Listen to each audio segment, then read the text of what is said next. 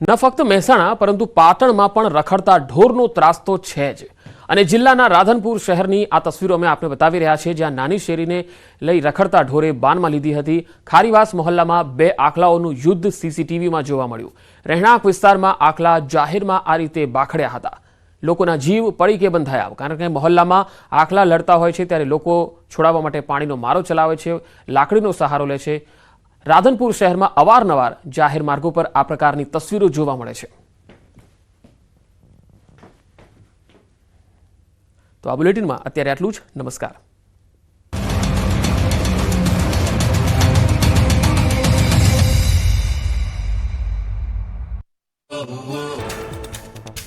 બનાસકાંઠાના તાલેપુરામાં નીલગાય હડકાઈ થઈ। 2 દિવસથી હડકાઈ નીલગાય ગામમાં ફરતી હોવાથી લોકોના જીવ તાળવે ચોંટ્યા। વન વિભાગની ટીમે નીલગાયને પકડવા જહેમત ઉઠાવી।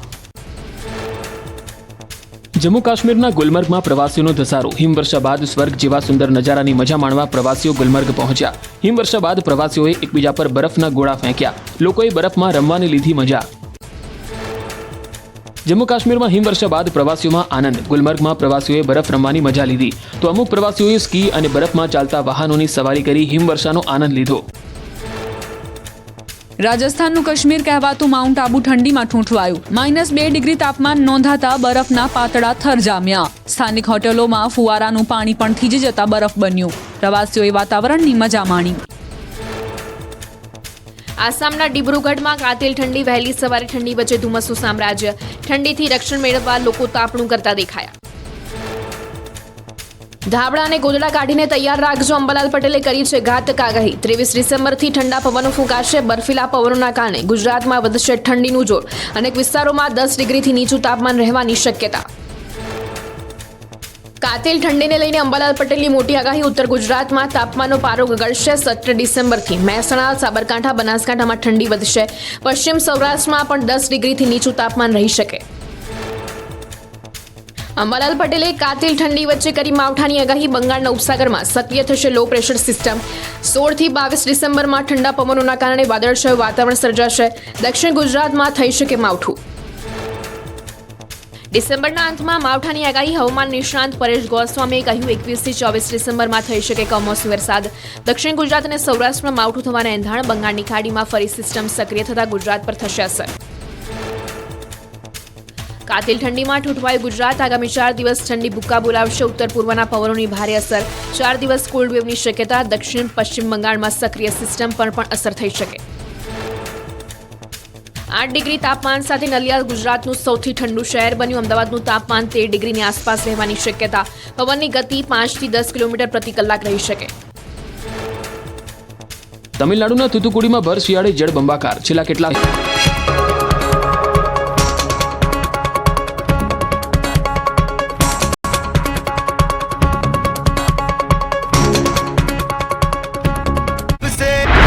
ગુજરાતમાં કડકડતી ઠંડી, લોકો ઠૂંઠવાયા। નલિયામાં કોલ્ડ વેવ જેવી સ્થિતિ। માઉન્ટ આબુમાં જામ્યો બરફ। છેલ્લા 1 અઠવાડિયાથી રાજ્યમાં કાતિલ ઠંડી અને સુસવાટા ભર્યા પવનોએ લોકોને ઠૂંઠવી નાખ્યા। શિયાળો જામતા જ વાતાવરણમાં પલટો આવ્યો અને હાડ થીજવતી ઠંડી પડી રહી છે। રાજ્યમાં મોટાભાગના સેન્ટરો પર લઘુત્તમ તાપમાન ઘટીને 15 ડિગ્રીની નીચે પહોંચી ગયું છે। આગામી દિવસોમાં પણ તાપમાન યથાવત રહેવાની સંભાવનાઓ વ્યક્ત કરાઈ છે। રાજ્યમાં નલિયા સૌથી ઠંડુ શહેર બન્યું છે। નલિયામાં લઘુત્તમ તાપમાન ઘટીને 6 ડિગ્રી સેલ્સિયસે પહોંચ્યું।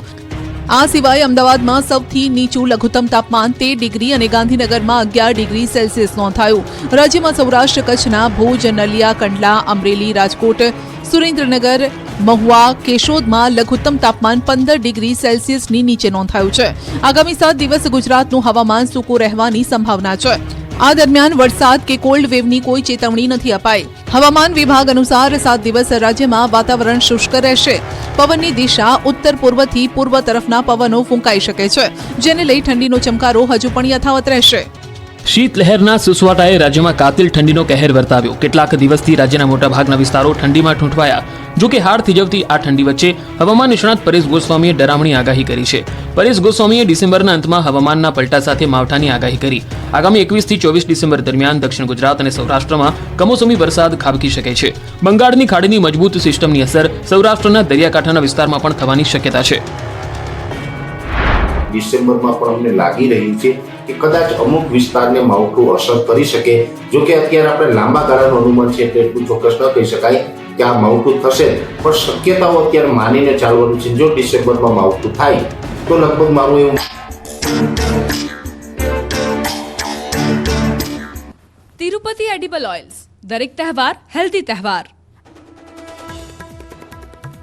મહેસાણા ઊંઝા એપીએમસી ચૂંટણી પહેલા શહેર ભાજપ મહામંત્રી સસ્પેન્ડ, મેન્ડેટનો અનાદર કરી ઉમેદવારી ચાલુ રાખવા બદલ કાર્યવાહી. ગાંધીનગરના કોટેશ્વરમાં અપહરણ બાદ હત્યાનો મામલો, યુવકનો મૃતદેહ અંબાપુર કેનાલમાંથી મળ્યો. 4 આરોપી સામે હત્યાનો ગુનો દાખલ. પોરબંદરમાં કેમિકલયુક્ત પાણીનો અનોખો વિરોધ, પ્રદૂષિત પાણીની નનામી કાઢી કાળા કપડા સાથે બાઇક રેલી યોજી.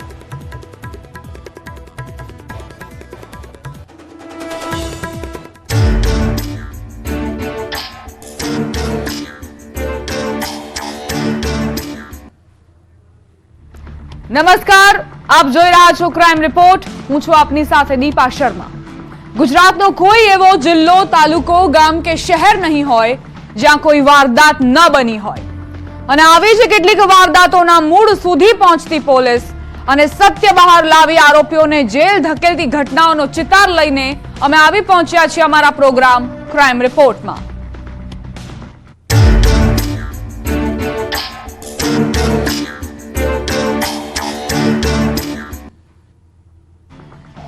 ભારતના કેટલાક ગાઢ જંગલોમાં એવો ખજાનો ધરબાયેલો છે કે જેની જાણ કેટલાક લાલચુઓને છે અને ભારત સહિત વિદેશોમાં તેની હેરાફેરી કરી કરોડો રૂપિયા ભેગા કરવાના તેમના મનસૂબાઓને નાકામ કરવા પોલીસ રાત દિવસ મથતી રહી છે.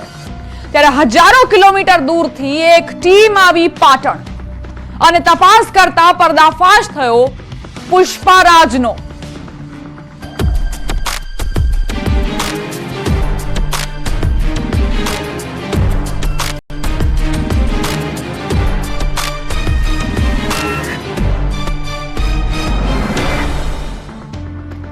વિદેશમાં જેની વધુ માંગ છે તે લાલ ચંદન, કે જે પ્રતિબંધિતની શ્રેણીમાં આવે છે. તે લાલ ચંદનના તસ્કરીનો ખેલ વર્ષો જૂનો છે. ત્યારે પાટણમાંથી પકડાયા છે પુષ્પારાજ, એ વ્યક્તિઓ કે જેઓએ પુષ્પા ફિલ્મને જાણે આત્મસાત કરી લીધી હોય અને રીલ સ્ટોરીને અંજામ આપી દીધો હોય રિયલ લાઈફમાં.